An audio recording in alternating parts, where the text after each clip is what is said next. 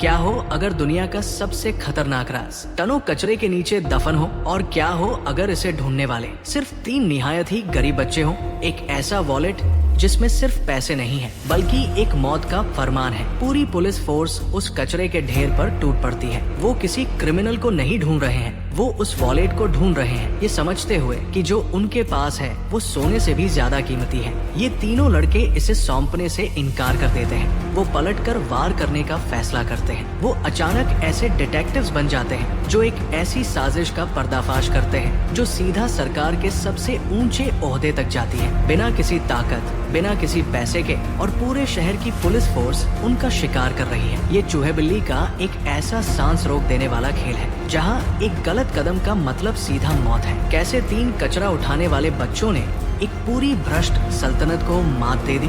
तैयार हो जाओ, क्योंकि ये एक ऐसा अल्टीमेट सर्वाइवल थ्रिलर है जिसके बारे में तुमने कभी नहीं सुना होगा। आज हम एक ऐसी मूवी को एक्सप्लेन कर रहे हैं जो स्टार्ट के सेकंड से लास्ट सेकंड तक आपको स्क्रीन से हिलने नहीं देगी। तो स्क्रीन पर मूवी पर क्लिक करें और चलिए सीधे इसमें चलते हैं।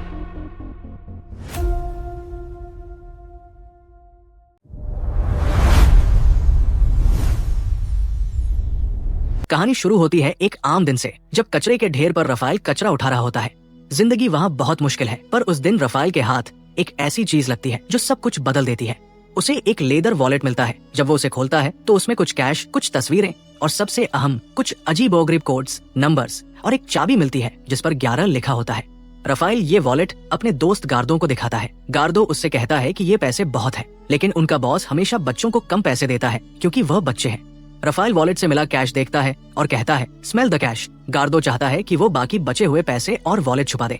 दोनों तय करते हैं कि वॉलेट को फेंकना नहीं है बल्कि उसे छुपा कर रखना है। लेकिन उन्हें अंदाजा नहीं था कि ये वॉलेट होजे एंजेलो नाम के एक आदमी का है जो एक बहुत ही ताकतवर और भ्रष्ट पॉलिटिशियन कांग्रेसी सैंटोस के खिलाफ काम कर रहा था। सैंटोस की पूरी इलेक्शन कैंपेन इस वॉलेट और एक बुक के गायब होने से खतरे में थी। सैंटोस पुलिस पर दबाव डालता है और कहता है, this can't happen during my election. Police Jose Angelo को पकड़ लेती है और उन्हें सिर्फ 2 चीजें चाहिए, वो पैसा और वो बुक। फ्रेडरिको और उसके लोग होजे एंजेलो को टॉर्चर करते हैं और पूछते हैं, what was in the wallet? मगर होजे एंजेलो का जवाब होता है, नथिंग। पुलिस उसे खत्म करने का फैसला करती है और उन्हें पता चलता है कि इस पूरे राज में किसी तरह एनिमल लॉटरी और नंबर 11 का कोई गहरा ताल्लुक है। झुग्गियों, स्लम्स में अचानक पुलिस आती है और अनाउंसमेंट करती है कि उनका एक दोस्त कुछ खो बैठा है और जो कोई भी उसे ढूंढने में मदद करेगा उसे हर दिन के R20 मिलेंगे और वॉलेट ढूंढने वाले को R1000 का बड़ा रिवॉर्ड मिलेगा। पुलिस का चीफ फ्रेडरिको वहाँ बच्चों से सवाल करता है और उनका पोज बनाकर फोटो लेता है। जब वो रफाइल और गार्डो से उनका नाम और उम्र पूछता है तो दोनों अपनी उम्र 14 साल बताते हैं। गार्डो बहुत प्रोटेक्टिव होकर जवाब देता है, जिस पर पुलिस वाला कहता है कि तुम हमेशा अपने फ्रेंड के लिए जवाब क्यों देते हो? लेकिन बच्चों के जहन में सवाल आता है कि आखिर पुलिस इस वॉलेट के लिए इतना परेशान क्यों है? पुलिस बताती है कि ये वॉलेट एक बड़े क्राइम को सॉल्व करने का क्लू है। जब पुलिस वाला इन सब से बात कर रहा होता है तभी अचानक गार्डो की आंटी वहाँ आ जाती है और पूछती है कि ये मीट, चिकन खरीदने के लिए तुम्हारे पास इतने पैसे कहाँ से आए? दरअसल ये वही पैसे थे जो रफाइल ने गार्डो को छुपाने के लिए दिए थे। ये पूरा नजारा पुलिस वाला देख लेता है, जिससे गार्डो बुरी तरह घबरा जाता है।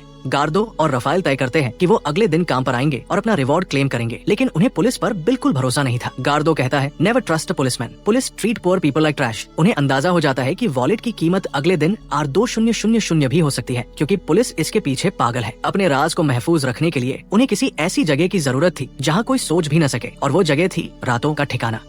गार्डो पहले तो रातों के पास जाने से इनकार करता है। वो कहता है कि रातों से बदबू आती है, लेकिन रफाइल जानता था कि वहाँ उन्हें कोई ढूंढ नहीं पाएगा। वो दोनों कचरे के ढेर के सबसे गंदे और खुफिया हिस्से में जाते हैं। रातों उनसे कहता है कि अगर कोई कैश नहीं है तो वो उनकी मदद नहीं करेगा। बच्चे उसे बताते हैं कि इसमें एक बड़ा रिवॉर्ड है और वो उसे उसका शेयर देंगे। जब रफाइल उसे वॉलेट से मिली नंबर 11 वाली चाबी दिखाता है तो रातों की आंखें खुल जाती हैं। रातों कहता है और वो बताता है कि ये शहर के सेंट्रल ट्रेन स्टेशन के एक लॉकर की चाबी है। रातों को स्लम्स में लोग पसंद नहीं करते क्योंकि वो सीवर किड है, लेकिन इस वक्त वो उनका सबसे बड़ा मददगार बन जाता है। तीनों बच्चे पुलिस के घेरे से निकलने के लिए रातों के पीछे चल पड़ते हैं। रातों उन्हें सीवर्स और खुफिया टनल्स के रास्ते से लेकर आगे बढ़ता है। रास्ते में उन्हें कुछ अजीब और खतरनाक लोग मिलते हैं जो उनसे पैसे मांगते हैं। एक गुंडा रातों के दोस्त को पकड़ लेता है और कहता है कि अगर गुजरना है तो ज्यादा पैसे दो, वरना मैं इसका कान काट लूंगा। रफाइल चालाकी से एक प्रेजेंट का बहाना बनाकर उन्हें वहाँ से निकलवाता है। अब तीनों सेंट्रल ट्रेन स्टेशन पहुँच जाते हैं। वहाँ हर तरफ पुलिस थी। रातों कहता है कि यहाँ कोई बॉस नहीं है, हम सबको साथ काम करना होगा। गार्डो भीड़ में एक शोर मचाता है और ड्रामा क्रिएट करता है ताकि पुलिस का ध्यान भटक जाए। रफाइल और गार्डो तेजी से लॉकर्स की तरफ भागते हैं और लॉकर नंबर 11 को खोलते हैं, मगर अंदर कोई खजाना नहीं था, सिर्फ एक ब्राउन एनवेलप मिलता है। स्टेशन पर अचानक सिक्योरिटी गार्ड्स उन्हें देख देख लेते हैं और उनका पीछा करते हैं। बच्चे टिकट बैरियर्स के ऊपर से छलांग लगाते हैं और लोगों को धक्का देते हुए भागते हैं और चिल्लाते हैं सक ऑन दिस, और किसी तरह वहाँ से एनवेलप लेकर भाग निकलते हैं। जब वो एनवेलप खोलते हैं तो उस पर लिखा होता है deliver to prisoner Joao Clement, कोवा प्रिजन। ये देखकर गार्डो गुस्से में कहता है कि हमने एक चिट्ठी के लिए अपनी जान दाव पर लगा दी, लेकिन रफाएल जानता था कि ये कोई आम चिट्ठी नहीं है। रफाएल इस राज की तह तक पहुंचना चाहता था। उसे अभी भी रातों की जरूरत थी, क्योंकि रातों के पास शहर के खुफिया रास्ते और दिमाग था। वो इंटरनेट पर जोआओ क्लेमेंटे के बारे में सर्च करते हैं और उन्हें पता चलता है कि जोआओ क्लेमेंटे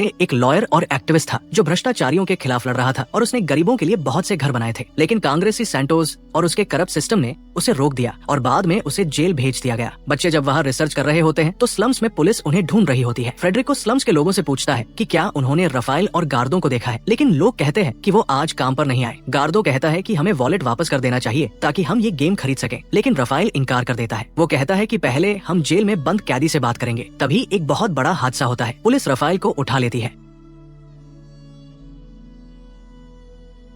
फ्रेडरिको उसे रोड पर कार के अंदर बहुत बुरा टॉर्चर करता है। वो पूछता है कि क्या तुमने वॉलेट ढूंढा है। रफाएल कहता है कि उसे सिर्फ 300 मिले थे, कोई वॉलेट नहीं मिला। फ्रेडरिको गुस्से में कहता है कि तुम झूठ बोल रहे हो और उसे जख्मी हालत में वहाँ छोड़ देता है।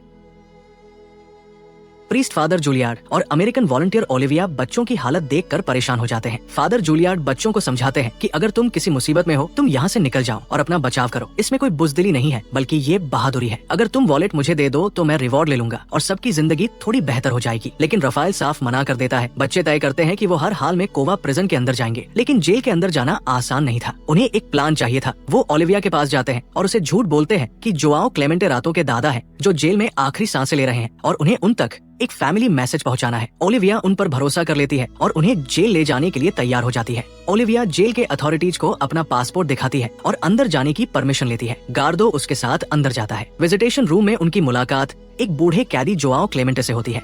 गार्डो उसे होजे एंजेलो का खुफिया मैसेज सुनाता है जो उसने याद किया होता है। उस लेटर में लिखा था कि जो शैतान तुम्हें जेल के पीछे लाया था, जल्द ही उसकी करप्शन और झूठ सबके सामने आने वाले हैं। सैंटोस का इलेक्शन तबाह हो जाएगा और उम्मीद की आग लग जाएगी। लेटर में ये भी लिखा था कि अगर ये चिट्ठी तुम तक पहुंची है तो इसका मतलब है कि मैं पकड़ा जा चुका हूँ और वो मुझ पर रहम नहीं करेंगे, लेकिन ये राज दुश्मन का अंजाम तय करेगा। मैं अपनी बेटी पिया और अपने लोगों के लिए दुआ करता हूँ। जोआओ क्लेमेंटे ये सुनकर रोने लगता है और बताता है कि होजे एंजेलो कांग्रेसी सैंटोस का सबसे खास आदमी था। सैंटोस ने पूरे इलेक्शन का खर्चा भ्रष्ट बिजनेसमैन से लिया था और सारा रिकॉर्ड कंप्यूटर के बजाय एक छोटी बुक में रखता था। होजे ने वही बुक चुरा ली थी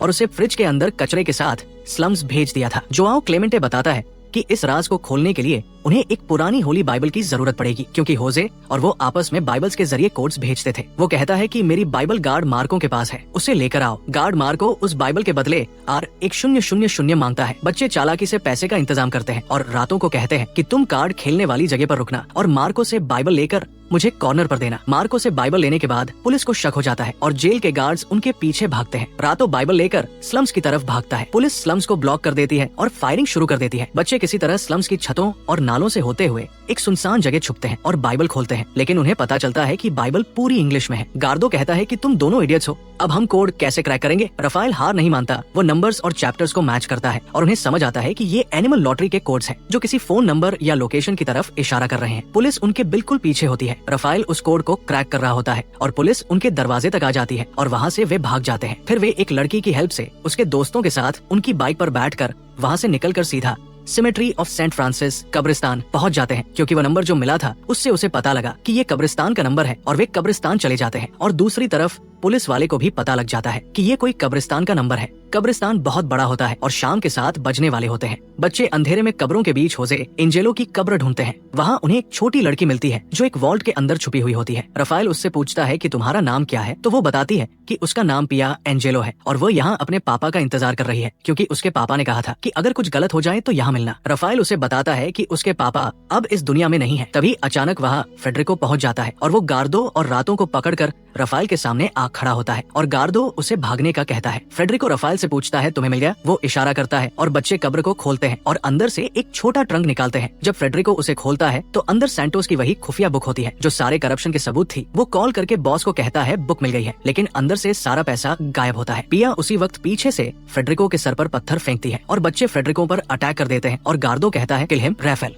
लेकिन बच्चे वहाँ से पैसे और बुक के साथ गायब हो जाते हैं। बच्चे वापस स्लम्स के म्यूनिसिपल वाटर सप्लाई टैंक के पास जाते हैं और तय करते हैं वो फादर जूलियार्ड के ऑफिस जाते हैं और वहाँ एक वीडियो रिकॉर्ड करते हैं। वीडियो में रफाइल, गार्दो और रातो अपना पूरा बयान रिकॉर्ड करवाते हैं। वो वीडियो में सैंटोस की corruption, municipal water supply, eternal construction company और यूनिवर्सल चर्च के सारे भ्रष्टाचारी के कॉन्ट्रैक्ट्स को एक्सपोज कर देते हैं। जब स्लम्स अपने काम पर आ रहे होते हैं तो गरीब स्लम्स के आसमान से हवा में लाखों डॉलर्स के नोट्स बरसने लगते हैं। दूसरी तरफ फादर और उसकी बेटी पूरा रिकॉर्ड इंटरनेट पर वायरल कर देते हैं और हर न्यूज में छा जाते हैं। सैंटोस और फ्रेडरिको का करियर हमेशा के लिए खत्म हो जाता है। कहानी के आखिरी सीन में रफाइल, गार्दो, रातो और पिया शहर छोड़कर निकल जाते हैं। बहुत दूर एक खूबसूरत बीच पर खड़े होते हैं। वो अब बिल्कुल आजाद है और अपनी नई जिंदगी शुरू कर रहे हैं। इस बेहतरीन और सस्पेंस से भरी कहानी के बाद अब बात करते हैं इस फिल्म के कुछ ऐसे खास फैक्ट्स की जो आपको हैरान कर देंगे। ये शानदार फिल्म ट्रैश साल 2014 में लॉन्च हुई थी, जिसे मशहूर डायरेक्टर स्टीफन डालरी ने डायरेक्ट किया है। ये फिल्म असल में पुर्तगाली और इंग्लिश लैंग्वेज में रिलीज की गई थी। इस मूवी की सबसे बड़ी खूबी इसके कैरेक्टर्स हैं। रफाइल, गार्दो और रातों का किरदार निभाने वाले बच्चों ने और बाकी पूरी कास्ट ने ऐसी नेचुरल और जानदार एक्टिंग की है जिसने इस पूरी मूवी को एक रियल बेस्ट स्टोरी बना दिया है। हर एक सीन को देखकर लगता है कि ये सब कुछ हमारे सामने हकीकत में हो रहा है। ये एक मुकम्मल फुल फैमिली मूवी है जिसे आप अपने घर वालों के साथ देख सकते हैं। ये फिल्म थ्रिलर, एक्शन, ड्रामा और हर सेकंड पर बढ़ते हुए सस्पेंस से भरी हुई है, जिसे लाइफ में एक बार एक्सपीरियंस करना बहुत जरूरी है। अगर आपको 3 बच्चों की ये हिम्मत और दिमाग से भरी सर्वाइवल और जस्टिस की कहानी पसंद आई है तो ऐसी ही मजीद धमाकेदार मूवी एक्सप्लेन वीडियोस के लिए आर्टिफैक्ट मूवी को अभी के अभी लाइक और सब्सक्राइब करें और नीचे कमेंट करके लाजमी बताएं कि आपको ये स्टोरी कैसी लगी। Thank you.